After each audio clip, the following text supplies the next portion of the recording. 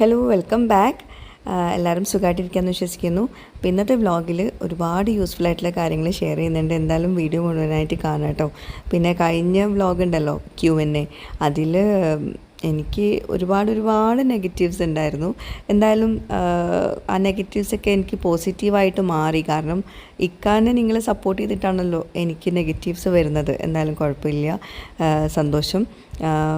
എന്താ പറയുക, നമുക്ക് സത്യസന്ധമായിട്ട് ചില കാര്യങ്ങൾ ശരിയാണ്. ഞാൻ ആ വീഡിയോയിൽ ഇടയ്ക്ക് കയറി സംസാരിക്കുന്നുണ്ട്.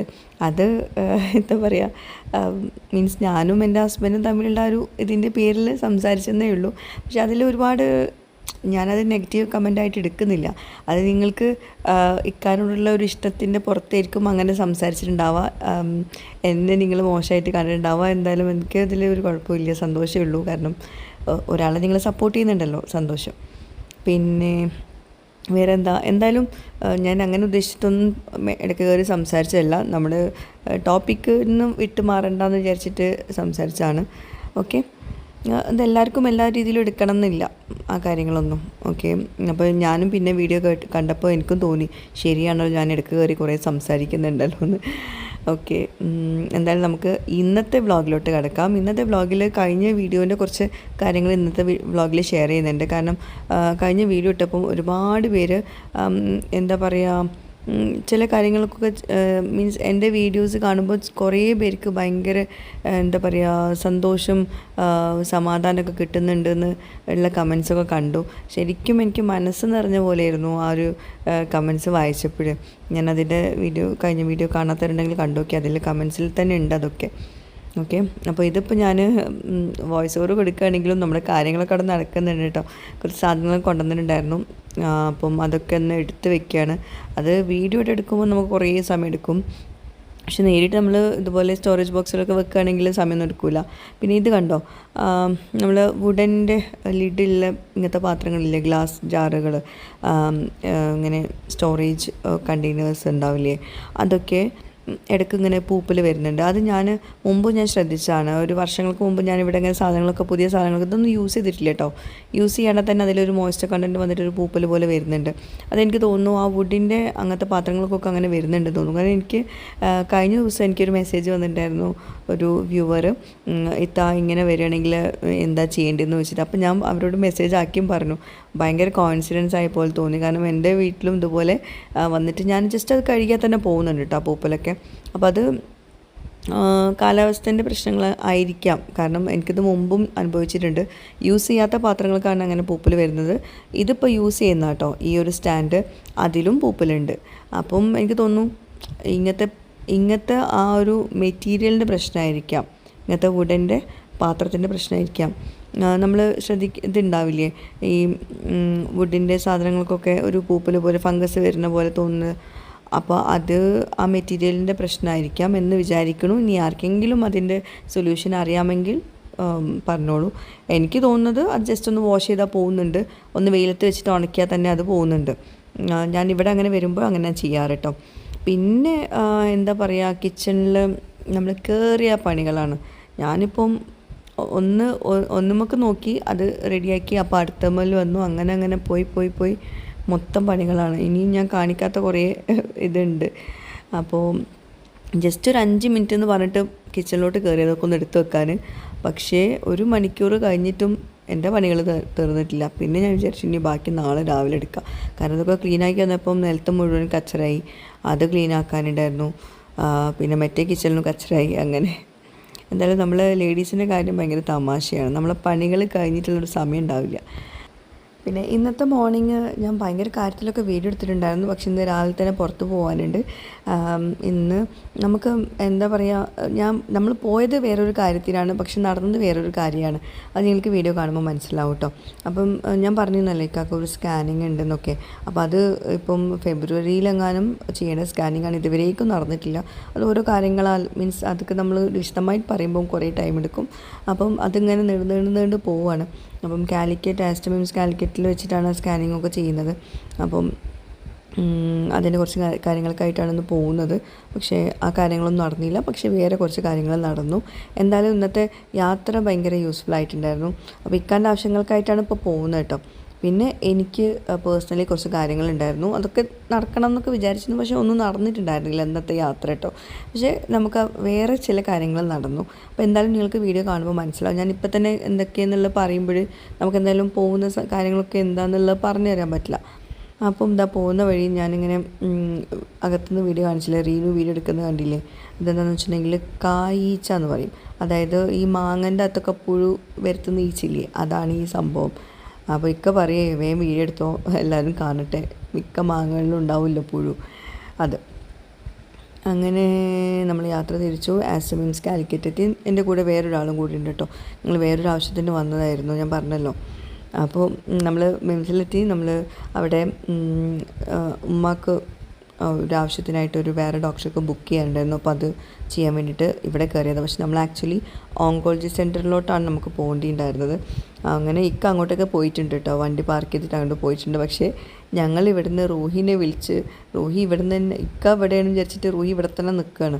ഇക്ക വന്നിട്ട് പോകണമെന്നാണ്, പപ്പ വന്നിട്ട് പോകണമെന്ന് പറഞ്ഞിട്ട്. എന്നാലും നമ്മൾ വന്ന കാര്യം നടന്നില്ല. പക്ഷേ ഇക്കക്ക് ക്യാൻസർ വന്ന ശേഷം ഇക്ക ക്യാൻസർ റിലേറ്റഡ് ആയിട്ടുള്ള ട്രീറ്റ്മെൻറ്റ്സ് ചെയ്യുന്ന ഡോക്ടേഴ്സിനൊക്കെ ഭയങ്കരമായിട്ട് ഫോളോ ചെയ്യാറുണ്ട്. അപ്പോൾ അങ്ങനെ ഇക്ക ഫോളോ ചെയ്യുന്ന ഒരു ഡോക്ടറാണ് ഡോക്ടർ അബ്ദുള്ള KP. ആൾ മിംസ് കണ്ണൂരിലാണ് ഉണ്ടാവുക കൂടുതലും. അപ്പോൾ ഇവിടെ കാലിക്കറ്റ് ഉണ്ട്, ഇന്ന് അപ്പോയിൻമെൻറ്റ് എടുക്കാൻ പറ്റുമെന്ന് പറഞ്ഞപ്പോൾ വേഗം ഒരു അപ്പോയിൻമെൻറ്റ് എടുത്തു ഡോക്ടർ അബ്ദുള്ള KPനെ. അപ്പോൾ മൂപ്പരെ മീറ്റ് ചെയ്യാൻ പോവാണ്. ആളുടെ ഫേസ്ബുക്ക് പോസ്റ്റും ഇൻസ്റ്റാഗ്രാം പോസ്റ്റൊക്കെ കണ്ടാൽ നമുക്ക് ഭയങ്കരമായിട്ട് മൂപ്പരെ മീറ്റ് ചെയ്യണമെന്ന് തോന്നും. അത് നിങ്ങളൊന്ന് കണ്ടു നോക്കും, ഞാനിവിടെ ഇൻസ്റ്റാഗ്രാം ID ഒക്കെ തരാം. അപ്പോൾ ഇവരാണ് ഡോക്ടർ അബ്ദുള്ള. ആൾ കണ്ണൂർ മിംസിലും ഉണ്ടാവും, കാലിക്കറ്റ് മിംസിലും ഉണ്ടാവും കേട്ടോ. പിന്നെ കൂടുതൽ വിവരങ്ങളൊന്നും എനിക്കറിയില്ല. എന്തായാലും കണ്ട സന്തോഷത്തിൽ നമ്മൾ കണ്ട കാര്യങ്ങളൊക്കെ സംസാരിച്ചു, ഡിസ്കസ് ചെയ്തു. ഇനി ഒരു പെറ്റ് സ്കാൻ ഉണ്ട്, അപ്പോൾ അത് കഴിഞ്ഞിട്ട് ഡോക്ടറിനോട് മീറ്റ് ചെയ്യാനാണ് പറഞ്ഞിട്ടുള്ളത് കേട്ടോ. എന്നിട്ട് നമുക്ക് ഡിസ്കസ് ചെയ്യാമെന്ന് പറഞ്ഞു. പിന്നെ കുറച്ച് നേരം നമ്മളവിടെ പുറത്ത് വെയിറ്റ് ചെയ്തു.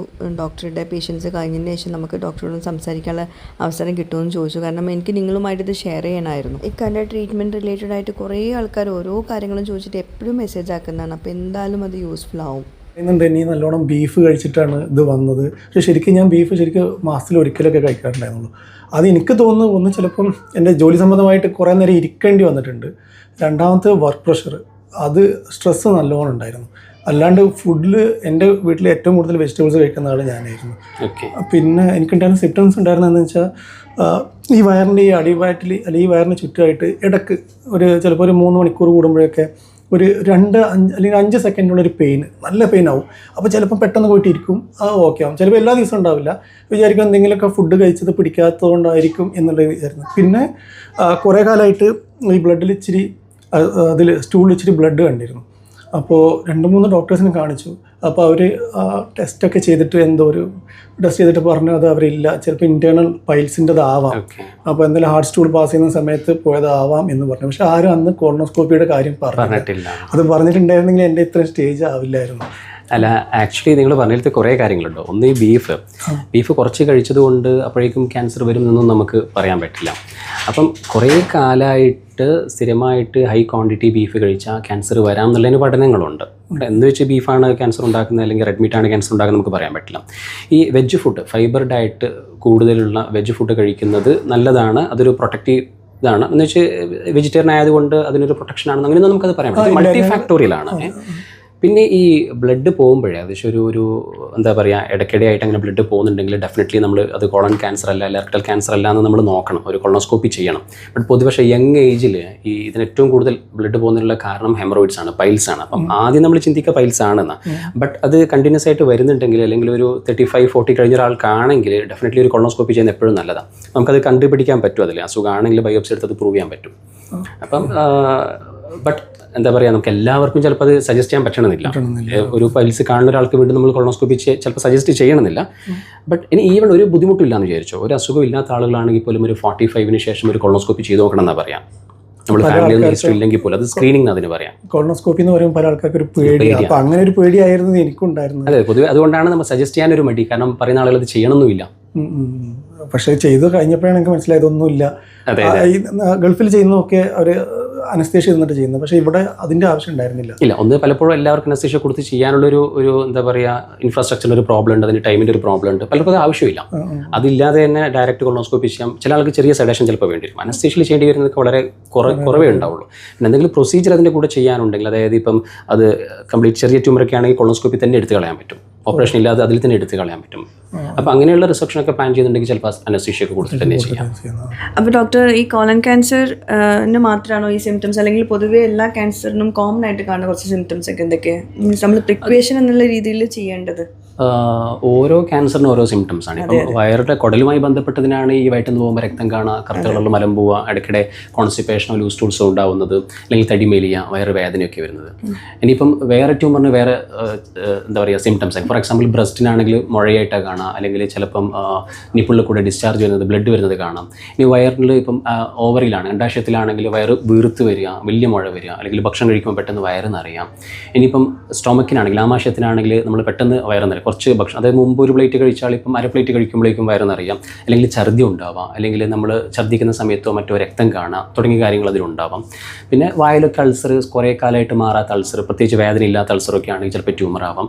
ഇതൊക്കെ ഓരോ ഭാഗത്ത് ഓരോ സിംറ്റംസ് ആണ്. ഇപ്പോൾ എവിടെയെങ്കിലും മുഴ കണ്ടു കഴിഞ്ഞാൽ, അല്ലെങ്കിൽ അൾസർ, ഈ പഴുപ്പുകൾ അല്ലെങ്കിൽ മുറിവുകൾ മാറുന്നില്ലെങ്കിൽ, അല്ലെങ്കിൽ ഇതുപോലെ എവിടെയെങ്കിലും രക്തം പോവുകയാണ്, പീരിയഡ്സിൻ്റെ സമയത്ത് കൂടുതൽ രക്തം പോവുക, പീരിയഡ്സിൻ്റെ ഇടയിൽ രക്തം പോവുക, അല്ലെങ്കിൽ മാസക്കുള്ളിൽ നിന്ന ആളുകൾക്ക് രക്തം പോവുക, അല്ലെങ്കിൽ സെക്ഷൽ ഇൻ്റർകോഴ്സിൻ്റെ സമയത്ത് രക്തം വരിക, ഇങ്ങനെയൊക്കെ ഉണ്ടെങ്കിൽ, ഇങ്ങനെ ബ്ലീഡിങ് ഉണ്ടാവുകയാണെങ്കിൽ തീർച്ചയായിട്ടും ഒരു ഓങ്കോളജിസ്റ്റ് അല്ലെങ്കിൽ നിങ്ങളൊരു ഫാമിലി ഡോക്ടറെ കണ്ടിട്ട് ഇത് ക്യാൻസർ അല്ല എന്ന് ഉറപ്പിക്കണം. അതാണ് ഏറ്റവും എന്താ പറയുക നല്ലൊരു മെത്തേഡ്. അത് നമ്മൾ കുറച്ചൊരു പ്രിക്കോഷൻ എന്നുള്ള രീതിയിൽ കുറച്ച് ഏർലി ആയിട്ട് തന്നെ നമ്മൾ ഡോക്ടറെ കാണാം ഇങ്ങനെ എന്തെങ്കിലുമൊക്കെ ഉണ്ടെങ്കിൽ.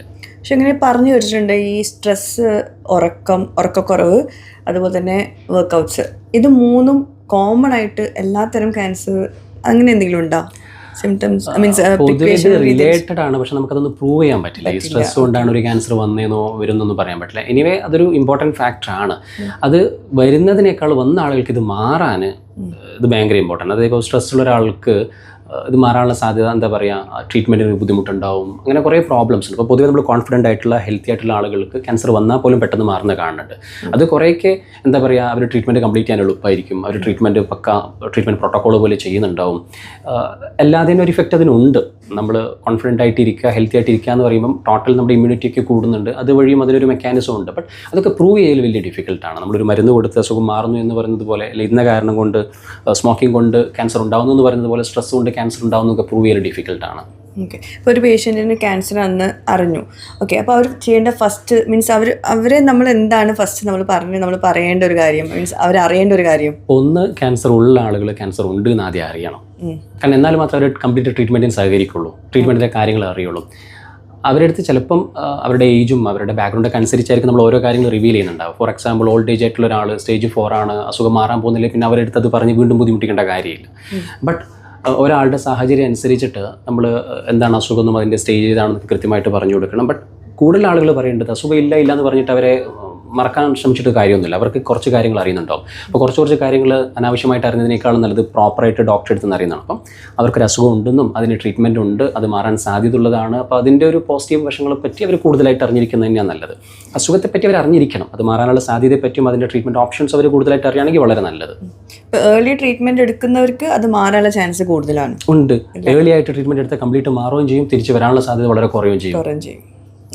പിന്നെ എനിക്ക് വരുന്ന കൂടുതൽ പേരും പറഞ്ഞൊരു കമൻ്റ് ഉണ്ട്, അതായത് നിങ്ങൾ ആയുർവേദ ട്രീറ്റ്മെൻറ്റ് എടുത്തൂടെ, അല്ലെങ്കിൽ ആ ഇല കഴിച്ചൂടെ, ആ ഫ്രൂട്ട് കഴിച്ചൂടെ, പിന്നെ എന്തോ ഒരു പൗഡറിൻ്റെ പേരും പറഞ്ഞു, അത് കുടിച്ചാൽ ഇത് മാറും, അങ്ങനെ എന്തെങ്കിലുമൊക്കെ ഉണ്ടോ സത്യത്തിൽ പറയണമെങ്കിൽ? ഒന്ന്, ഓരോ ക്യാൻസറും ഡിഫറെൻ്റാണ്. മുമ്പ് ക്യാൻസർ എന്ന് പറഞ്ഞാൽ ഒറ്റ അസുഖമായിരുന്നു. ഇപ്പോൾ ബ്രസ്റ്റിൻ്റെ cancer, colon cancer, rectal cancer, പല ഓർഗനിന് ഓരോ ക്യാൻസർ. ബ്രസ്റ്റിൻ്റെ ക്യാൻസറിൽ തന്നെ അത് triple negative, hormone positive, HER2 positive, അങ്ങനെ പല തരത്തിലുള്ള ക്യാൻസറുകളാണ്. അതിൽ തന്നെ ചില ആളുകൾക്ക് ഇമ്മ്യൂണോതെറാപ്പി പറ്റും, ചില ആളുകൾക്ക് പറ്റും. അതായത് ഓരോ ആളുകളിലും ഓരോ ക്യാൻസറും ഡിഫറെൻ്റാണ്. ഓരോ ആളിലെ ഓരോ ക്യാൻസർ ഓരോ സ്റ്റേജ് അനുസരിച്ച് ഡിഫറെൻറ്റ് ട്രീറ്റ്മെൻറ്റാണ് നമ്മൾ കൊടുത്തുകൊണ്ടിരിക്കുന്നത്. അപ്പോൾ അങ്ങനെയുള്ളൊരു സിറ്റുവേഷനിലാണ് ആളുകൾ പറയുന്നത് ഒരൊറ്റ മൂലി കൊണ്ട് ക്യാൻസർ മാറുന്നു. അപ്പോൾ അത് കേൾക്കുമ്പോൾ തന്നെ അതിലെ ലോജിക്കില്ലായ്മ നമുക്ക് മനസ്സിലാക്കേണ്ടതാണ്. ബട്ട് ഇപ്പം സലീംകുമാറിൻ്റെ ആ ഒരു ഇങ്ങനെ സ്പ്രെഡ് ആവുന്നുണ്ട്. അപ്പം പലപ്പോഴും അദ്ദേഹത്തിൻ്റെ ട്രീറ്റ്മെൻറ്റ് ഡിലേ ആയി പോയതും പല പ്രശ്നങ്ങളുണ്ടായതും ഇതുപോലെ ട്രീറ്റ്മെൻറ്റ് വഴിയാണെന്ന് അദ്ദേഹം പറയുന്നുണ്ട്. അപ്പം ഒരു കാര്യം ഉറപ്പാണ്, ഒരു ഒറ്റമൂലി കൊണ്ടും ഒരു ബ്രാഞ്ചിലും ക്യാൻസർ മാറ്റാൻ പറ്റില്ല. പ്രോപ്പർ റിസർച്ച് നടക്കാതെയുള്ള എല്ലാ ട്രീറ്റ്മെൻറ്റും ഫേക്കാണ്. അപ്പോൾ അത് നിങ്ങളുടെ ട്രീറ്റ്മെൻറ്റിനെ ഡിലേ ചെയ്യിക്കും, ചിലപ്പോൾ അത് അഡ്വേഴ്സ് ഇഫക്ട്സ് ഉണ്ടാക്കും, ചിലപ്പോൾ ക്യാൻസർ ഉണ്ടാക്കാനും സാധ്യതയുണ്ട്. ചില മരുന്നുകൾ ലിവർ സിറോസിസും അതുവഴി ലിവർ ക്യാൻസർ ഉണ്ടാക്കാൻ സാധ്യതയുണ്ട്. അപ്പം ഇതുപോലുള്ള ഒരു ഓൾട്ടർനേറ്റീവ് മെഡിസിനിലും ക്യാൻസറിന് യാതൊരു വിധത്തിലുള്ള ട്രീറ്റ്മെൻറ്റും ഇല്ല. പിന്നെ ക്യാൻസറിനുമായി ബന്ധപ്പെട്ട ചില ബുദ്ധിമുട്ടുകൾ കുറക്കാൻ ചിലപ്പോൾ ഈ ട്രീറ്റ്മെൻറ്റ് ഹെൽപ്ഫുൾ ആയിരിക്കും. മേ ബി ചിലപ്പോൾ വേദന കുറക്കാൻ, ക്ഷീണം കുറക്കാനൊക്കെ ചിലപ്പം അതിലുള്ള ചില മരുന്നുകളൊക്കെ ചിലപ്പോൾ ഹെൽപ്ഫുൾ ആയിരിക്കും. അപ്പം അങ്ങനെ കുറയുന്ന ക്ഷീണവും അങ്ങനെ വേദന കുറഞ്ഞതും ക്യാൻസർ കുറഞ്ഞതായിട്ട് വ്യാഖ്യാനിക്കപ്പെട്ടേക്കാം. അത് തെറ്റിദ്ധാരണയാണ്. അപ്പോൾ അങ്ങനെ ഉണ്ടാകുന്ന പ്രോബ്ലം എന്താ? ക്യാൻസർ കുറയാതെ വേദന കുറഞ്ഞു, അപ്പോൾ ക്യാൻസർ കുറഞ്ഞതായിട്ട് മനസ്സിലാക്കി ട്രീറ്റ്മെൻറ്റ് ഡിലേ ആവുന്നു. അപ്പോൾ ഇങ്ങനെയുള്ള സംഭവങ്ങളിലേക്ക് പോകാതിരിക്കുക എന്നുള്ളതാണ് നമുക്ക് ചെയ്യാൻ പറ്റുന്ന ഏറ്റവും നല്ല കാര്യം. Thank you doctor. ഇത് പറഞ്ഞാൽ പിന്നെ വേറൊരു കാര്യം, ഞാൻ മുമ്പ് ഇതുപോലെ ട്രീറ്റ്മെൻറ്റ്സിൻ്റെ കാര്യങ്ങളും ഡോക്ടേഴ്സിൻ്റെ കാര്യങ്ങളൊക്കെ ഷെയർ ചെയ്തിട്ടുണ്ടല്ലോ. അപ്പോൾ പലരും പല സ്ഥലത്തു നിന്നായിരിക്കും നമ്മളെ വീഡിയോസ് കാണുന്നവർ. അപ്പം കണ്ണൂർ ആ ഭാഗത്തുള്ളവരൊക്കെ ഇങ്ങോട്ടേക്ക് വരുന്നത് കാണാം. അതിപ്പം ഡോക്ടർ ഇവിടെ മാത്രം അവൈലബിൾ അല്ലെങ്കിൽ പിന്നെ നമുക്ക് അങ്ങനെ വരേണ്ടി വരും. അപ്പോൾ ഞാൻ എടുത്ത് പറയുന്നത്, ഈ ഡോക്ടർ അബ്ദുള്ള ഡോക്ടറെ കാണാനായിട്ട് നിങ്ങൾക്ക് കണ്ണൂർ ഭാഗത്ത് ആ ഭാഗത്തുള്ളവർക്കൊക്കെ കണ്ണൂർ മിംസിലോട്ട് പോവാം കേട്ടോ. അല്ലാതെ ഈ ഭാഗത്തുള്ളവർക്കൊക്കെ ആസ്റ്റർ മിംസിലും പോവാം. മീൻസ് വെറുതെ നമ്മൾ അത്രയും ട്രാവൽ ചെയ്തിട്ട് അവിടുന്ന് ഇങ്ങോട്ടേക്ക് വരേണ്ട ആവശ്യമില്ലല്ലോ. അതുകൊണ്ട് പറഞ്ഞതാണ്. അപ്പം കണ്ണൂർ ഭാഗത്തുള്ളവർക്ക് കണ്ണൂർ പോയിക്കോളൂ കേട്ടോ. കാരണം എനിക്ക് ഇങ്ങനത്തെ കാര്യങ്ങളൊക്കെ ഷെയർ ചെയ്യുമ്പോഴേ ഒരു ടെൻഷനാണ്. കാരണം നമ്മളെ വിശ്വസിച്ചിട്ട് അത്രയും എഫേർട്ട് എടുത്തിട്ട് അങ്ങോട്ടും ഇങ്ങോട്ടും നടക്കണ്ടല്ലോ. അപ്പം തീർച്ചയായിട്ടും നിങ്ങൾക്ക് ഡോക്ടറെ കാണുന്നത് ഭയങ്കര വേർത്തായിരിക്കും. അപ്പം ഏതാണോ നിങ്ങൾക്ക് നിയർ ബൈ ആയിട്ടുള്ളത് അവിടേക്ക് പോവാം. ഓക്കെ. പിന്നെ അത് കഴിച്ച് നമ്മൾ ഫുഡ് കഴിക്കാൻ പോയി. പിന്നെ കുറേ പ്ലാനുകളൊക്കെ ഉണ്ടായിരുന്നു, പക്ഷെ ഒന്നും നടന്നില്ല. ഇന്നത്തെ യാത്രകൾ നമ്മൾ വിചാരിച്ച കാര്യങ്ങളൊന്നും നടന്നില്ല, പക്ഷേ വിചാരിക്കാത്ത കാര്യങ്ങൾ നടന്നും ചെയ്തു. അതിൽ മെയിനായിട്ട് പറയാനുള്ളത് ഈ ഡോക്ടറെ മീറ്റ് ചെയ്ത് തന്നെയാണ് കേട്ടോ.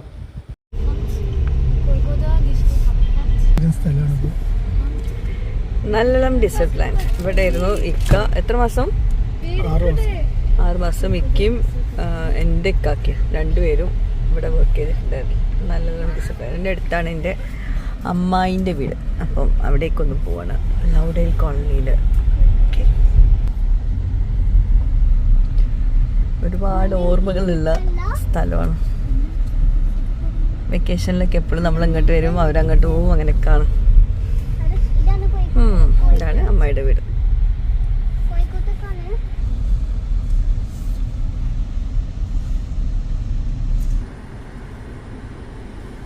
അങ്ങനെ അവിടെ ആളില്ല. നമ്മൾ വിളിച്ച് പറയാൻ വിട്ടുപോയി. വിളിച്ച് പറയാണ്ട് സർപ്രൈസ് ആയിട്ട് വരാൻ നോക്കിയതാണ്. അപ്പോൾ ആളില്ല. സൺഡേസിലൊന്നും ഇതുപോലെ സാറ്റർഡേ. എന്നാലും വീക്കെൻഡ്സിൽ ഞാൻ വിചാരിച്ചത് വീക്കെൻഡ്സിലാണ്. ഓക്കെ. അപ്പോൾ വീക്കെൻഡ്സിൽ നമ്മൾ വിളിച്ച് പറഞ്ഞിട്ട് വേണം വരാനെന്ന് ഇപ്പം മനസ്സിലായി. പിന്നെ ഇപ്പം നമ്മളെ വീട്ടിൽ ഇതേപോലെ ആൾക്കാർ വന്നിട്ടുണ്ടാവില്ലേ. ഇന്ന് രാവിലത്തെ നമുക്ക് ഗസ്റ്റൊക്കെ ഉണ്ടായിരുന്നു. അപ്പോൾ നമ്മളിതാ തിരിച്ചു പോകണം. വീണ്ടും ഇക്കാൻ്റെ നല്ലളം ഡീസൽ പ്ലാന്റിൻ്റെ അടുത്ത് കൂടെയാണ്. നിങ്ങൾക്ക് കൊണ്ട് പോകാനും തോന്നില്ല? അവിടെ നിങ്ങൾക്ക് അറിയുന്ന ആൾക്കാരൊന്നുമില്ല? 15 കൊല്ലം മുമ്പോ 20 കൊല്ലം മുമ്പ്. അന്ന് നിങ്ങൾക്ക് ഇന്ന് അറിയായിരുന്നു?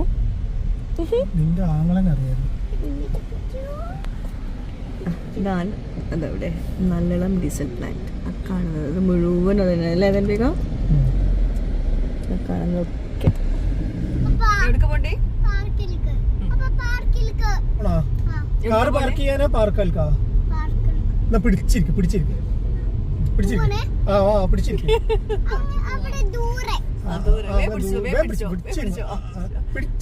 പപ്പാനെ പിടിക്കാനല്ലേ? പിടിച്ചിരിക്ക്.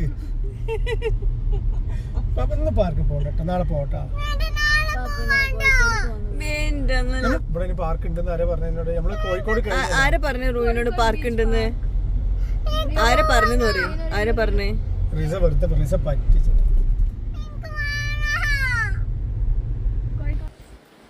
അങ്ങനെ തിരിച്ച് നമ്മുടെ നാട്ടിലെത്തി. അവിടുന്ന് ചായയൊക്കെ കുടിച്ചു. ഭയങ്കര ഉറക്കം തോന്നി ആ ബിരിയാണി കഴിച്ചിട്ടേ.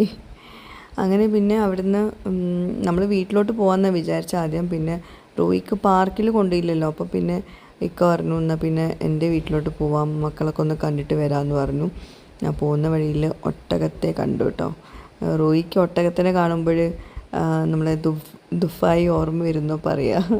അപ്പോൾ റോയി അതിനെ കുറേ നേരം ഒന്ന് നോക്കി. കുറച്ച് നേരം നമ്മളവിടെ നിർത്തി കണ്ടിരുന്നു കേട്ടോ. പിന്നെ ഏതൊരു ഫംഗ്ഷന് വേണ്ടി കൊണ്ടുവന്നെന്നാണ് പറഞ്ഞത്. പിന്നെ അവിടുന്ന് എൻ്റെ വീട്ടിലോട്ട് പോയി. അതൊക്കെയാണ് ഇന്നത്തെ വ്ളോഗിലെ വിശേഷങ്ങൾ. അപ്പോൾ വീഡിയോ കണ്ടിട്ട് നിങ്ങളുടെ അഭിപ്രായങ്ങൾ കമൻസിൽ അറിയിക്കുക. പുതിയൊരു വീഡിയോയുമായിട്ട് വ്ളോഗുമായിട്ടൊക്കെ വരുന്നതായിരിക്കും. Bye, thank you. വീഡിയോ ഒന്ന് ലൈക്ക് ചെയ്യാൻ കേട്ടോ.